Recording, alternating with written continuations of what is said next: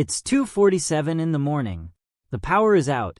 Not just your house, the entire grid. Your phone has 11% battery left. The grocery store shelves went empty 6 hours ago, and somewhere in your neighborhood, someone is kicking down a door. You're sitting in the dark, and a question is hitting you harder than it ever has before. Do I actually know how to survive this?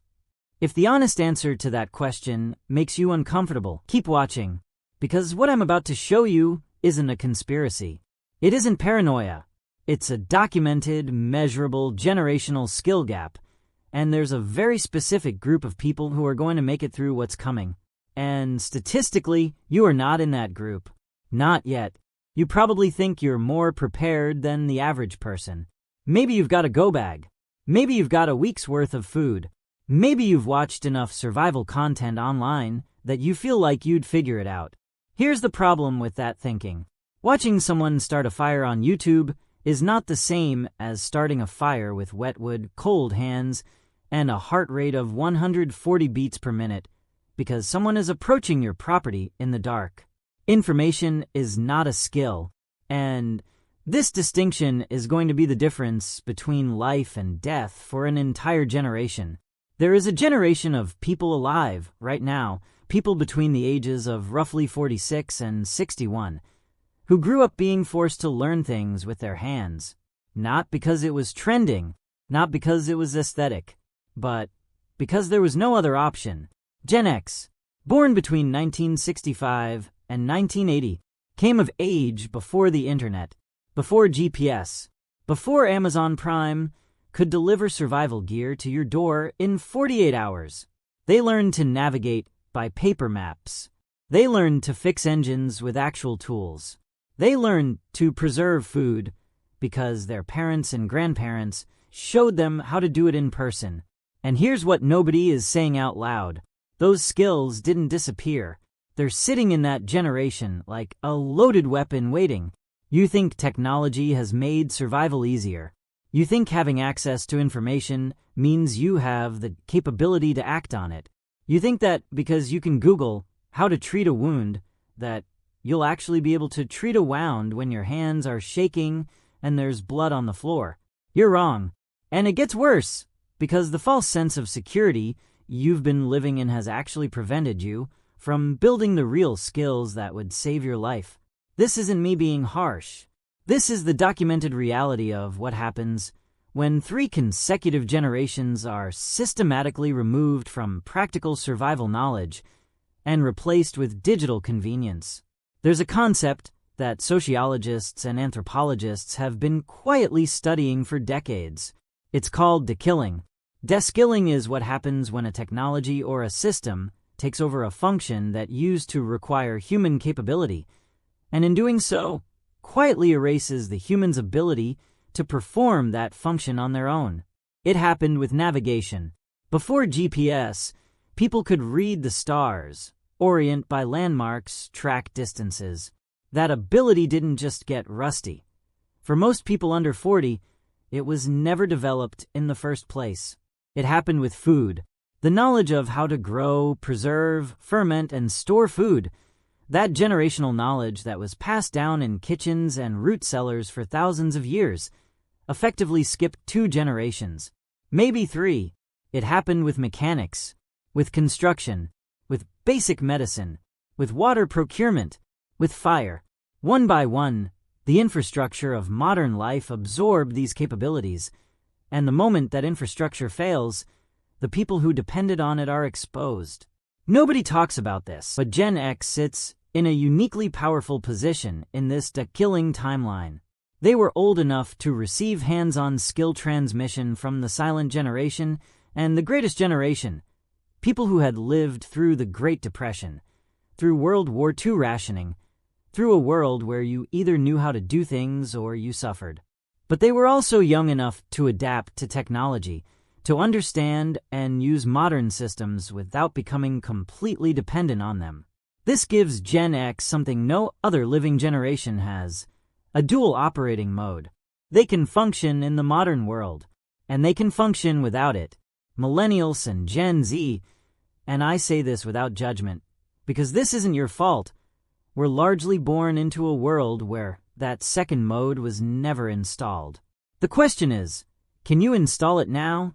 Let's be very specific about what a grid-down situation actually looks like, because most people have a completely wrong picture of it. They imagine it like a movie, dramatic, obvious, a clear moment where everything changes and people suddenly band together or fall apart. That's not what happens. What actually happens is slower, more confusing, and more psychologically devastating than anything Hollywood has shown you. In the first 24 hours, most people don't accept that it's real. They wait. They refresh apps that aren't loading. They call numbers that aren't connecting. They tell themselves, it'll be back on soon. By hour 72, the social contract starts to fracture. Not dramatically, quietly. People who seemed perfectly reasonable start making decisions you wouldn't believe. By day 7, with no food resupply and no communication, you are in a genuinely dangerous situation. And the people who are not in a dangerous situation are the ones who are already operating with practical, embodied skills. People like Gen X. Let me break down exactly what the skill gap looks like. These are the 7 domains where the gap between Gen X and younger generations is not just significant. It's potentially fatal in a sustained emergency. Most people know that you need water to survive. What most people do not know is how to get it, treat it, and store it in a way that keeps them alive when the tap stops working. Gen X grew up with parents and grandparents who remembered when not every home had reliable running water. They grew up fishing and camping without REI gear. Many of them learned to boil water not as a survival technique, but as just something you did in certain situations. Here's what you need to understand about water in a grid-down scenario. The moment the grid goes down, municipal water pressure begins to drop within hours. Within 24 to 72 hours in most systems, you will have no running water. Every toilet tank, every water heater, every swimming pool suddenly becomes a potential resource, but only if you know how to properly treat and use it. Boiling is the gold standard, but it requires fire and a container. Chemical treatment with unscented bleach works, but dosing matters. Filtration removes particulates, but not all biological threats. And rainwater collection, one of the most overlooked options, requires knowledge of how to do it cleanly. The generation that grew up camping without a life straw has multiple redundant strategies for this. Most people under 40 have exactly one. They buy bottled water until it runs out, not starting a fire with a ferro rod in ideal conditions. Fire in the rain, fire with green wood, fire in high wind, fire management over multiple days, keeping coals, banking heat, conserving fuel. But here's the piece nobody talks about with fire. Fire management in an enclosed space. Knowing which structures can safely have fire inside them, and which ones will kill you with smoke. Knowing how to vent. Knowing how to cook on an open flame without starting a house fire. These are not things you pick up from videos. These are tactile, embodied skills, and an entire generation learned them at Boy Scout camps, at hunting cabins, at campsites where the experience was the teacher. This one might be the most significant gap of all. Canning, fermenting, smoking, drying, root cellaring, pickling. These aren't hobbies. They were survival technologies that every household used to know. The knowledge of how to take a fresh harvest and turn it into food that lasts 6 months to a year was standard operating procedure for most of human history. Gen X had grandmothers who canned. Many of them helped. Many of them were shown. The muscle memory exists in that generation in a way it simply does not in the generations that followed. In a grid-down situation lasting more than 2 weeks, this skill doesn't just make you comfortable. It determines whether you make it to spring, dead reckoning, topographic map reading, compass navigation, landmark orientation, star navigation. Gen X was the last generation to grow up with paper maps as the standard. The the last generation to get lost and have to figure it out without a phone, without a hotspot, without a signal. In a grid-down scenario, your GPS is gone, your Maps app is gone, your ability to find water sources, avoid dangerous areas, navigate to family members or resources. All of that depends on skills you either have or you don't. And most people under 40 don't have them. Engines, plumbing, electrical basics, structural repair, the ability to look at a broken thing, a generator, a hand pump, a shelter, and fix it with what's available. Gen X grew up in an era when you fix things instead of replacing them, when cars had carburetors you could actually work on, when DIY wasn't a YouTube aesthetic. It was just what you did. This isn't romanticizing the past. This is acknowledging that a generation that spent their formative years with their hands in mechanical systems has a fundamentally different problem-solving capability than a generation that spent those years with their hands on a touchscreen. Here's where things get very serious, very fast. In a grid-down scenario, emergency services may not be available. The hospital may not be functioning. The pharmacy is almost certainly closed or looted. Real-world medical capability, wound care, infection management, fever management, improvised splinting, childbirth support, dental emergencies. These are skills that have been systematically professionalized out of everyday life. Gen X is the last generation to have grandparents who routinely handled these things at home. Who knew which plants had medicinal properties in their region? Who knew how to set a basic fracture, how to draw out an infection, how to manage a high fever without modern medication? This knowledge is not lost, but it's skipped a generation, maybe two. This last one surprises people. It surprised me when I first started thinking about it seriously. Survival in a sustained emergency is not an individual sport. Solo survival is extremely difficult and statistically unlikely to succeed over the long term. What determines outcomes in real disasters?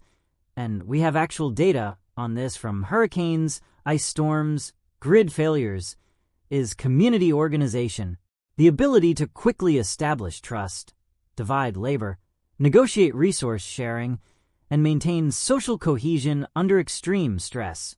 Gen X came of age in an era of physical community, block parties, neighborhood associations, church groups, local trade networks.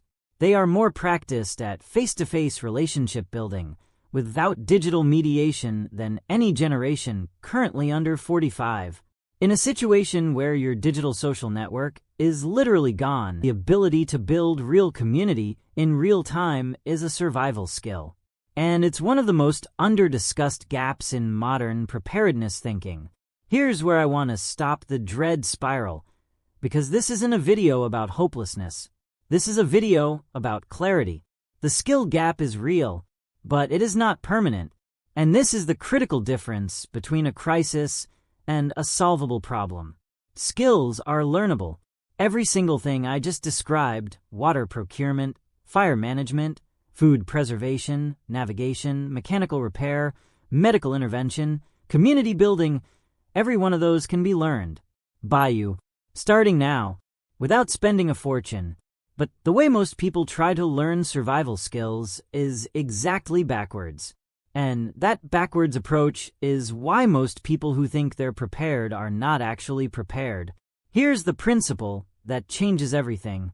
Knowledge in your head is not the same as capability in your hands. Reading about water purification is not the same as actually doing it, making mistakes, learning the real variables that matter.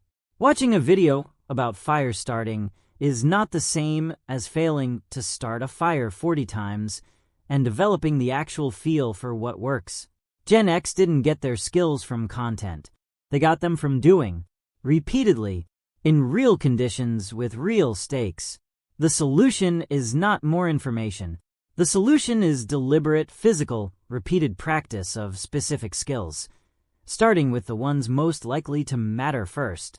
If you're starting from zero, here is the sequence that matters. Days 1 through 30, water and fire. These are your life support systems. Spend one weekend actually purifying water from a natural source. Practice fire starting until you can do it in rain, in wind, with wet wood. Not watch someone else do it. Do it yourself, until your hands know how. Days 31 through 60. Food and navigation. Take a paper map of your region. Learn to read it. Go somewhere without GPS and navigate back. Simultaneously, learn one food preservation method, canning or fermenting. Actually do a batch. Eat it. Know that you can do it again.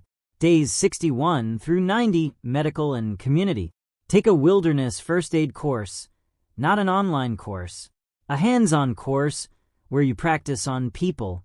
And simultaneously, identify 3 to 5 households in your immediate area who would be genuine assets in a sustained emergency. Have the uncomfortable conversations. Start building the real network now, before you need it. 90 days. 6 skill categories. Real practice, not more content. At the end of that, you are no longer someone who hopes they'd figure it out. You are someone who knows they can. But here's what I haven't told you yet, and this is the part that most preparedness content completely ignores. Physical skills are only half of the equation. The other half is psychological, and in many ways it's more important. Because here's what actually kills people in sustained emergencies. It isn't dehydration. It isn't starvation. In the first 2 weeks, the number one killer is psychological collapse, decision fatigue, panic-driven mistakes, inability to process rapidly changing information under extreme stress, the complete failure of the mental systems that people rely on in normal life, systems that were never stress-tested, because modern comfortable life never stress-tested them. Gen X grew up in a world with fewer safety nets. Not no safety nets, but fewer. They experienced failure, discomfort, and genuine consequence in ways that are now systematically designed out of childhood and adolescence. They got lost and had to find their way back, without a phone call to rescue them. They failed at things with real consequences and had to deal with the outcome. They spent time in discomfort, physical, social, financial, without an escape hatch available on demand. This isn't nostalgia. This is stress inoculation, and it is a documented psychological phenomenon. Exposure to manageable stress over time builds a psychological resilience that cannot be acquired any other way. It literally changes how your nervous system responds to threat. It changes your decision-making under pressure. It changes your capacity to function when things go wrong. And this is where the gap becomes something much deeper than skills, because you can learn to start a fire. But if the moment things go seriously wrong, your nervous system hijacks your decision-making, the fire-starting knowledge doesn't matter. You won't be able to access it. This is why Gen X will outlive you. Not just because they have more skills, but because those skills were forged under conditions that simultaneously built the psychological architecture to use them under pressure. And here's what nobody is telling you. You can build that architecture deliberately, right now. It starts with something called voluntary discomfort practice. Deliberately putting yourself in controlled situations of physical and psychological stress, not for masochism, but for adaptation. Cold water exposure, extended fasting, navigation challenges in unfamiliar environments, sleep deprivation drills, high-stakes decision simulations. These aren't just toughening exercises. They are literally rewiring your nervous system's response to threat, building the resilience that Gen X got through the experience of growing up when they did. The gap is real, but the gap is closable. And the clock, depending on how seriously you take what's coming, is either ticking slowly or very, very fast. Let me tell you what you now understand that the vast majority of people around you do not. You understand that survival in a genuine emergency is not about gear. Gear fails, gets lost, gets stolen. Survival is about what's installed in your body and your mind, things that cannot be taken from you. You understand that the generational skill gap is real and measurable, and that the generation currently best positioned to survive a grid-down scenario is the one that most of the modern world has largely dismissed as irrelevant. You understand that skills require embodiment, that watching and knowing are not the same as doing and being capable. And you understand, at least conceptually, what a real skill-building protocol looks like. And you understand the psychological dimension, that resilience is not a personality trait. It is a trained capacity, one that can be built, deliberately, starting from wherever you currently are. Gen X will outlive you if you don't close the gap, not because they're better, not because they're special, because they were forged in conditions that installed capabilities that modern life has systematically removed from the development of every generation that followed. But here's the final thing I want you to sit with. The people who are going to be most valuable in a genuine crisis are not the people with the most gear. They're not the people with the most money. They're not the people with the most followers. They are the people with the most capability, the most adaptability, the most genuine, embodied, practiced knowledge of how to keep themselves and the people around them alive. That can be you. Not someday. Not when things get bad enough to motivate you. Now. Because when things are bad enough to motivate you, it's already too late to develop the capability you need. The skill gap is real. The clock is real. And the choice to close that gap or to leave it open is entirely yours. I'll see you in the next one.